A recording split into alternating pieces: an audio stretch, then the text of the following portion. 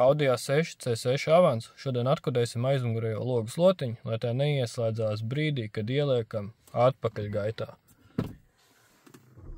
Redzam, ka esam ielikuši atpakaļgaitā un slotiņu nostrādā. Tad tālāk izmainīsim kodējumu vērtību uz nulīti. Spiežam test. Tā, spiežam test. Ok. Save. Jā, esam droši. Pagaidīsim brīdi, kamēr kodējums tiek pieņemts. Tā. Go back. Close controller. Pārstartēsim aizdedzi. Un pārbaudīsim. Tad liekam atpakaļgaitā.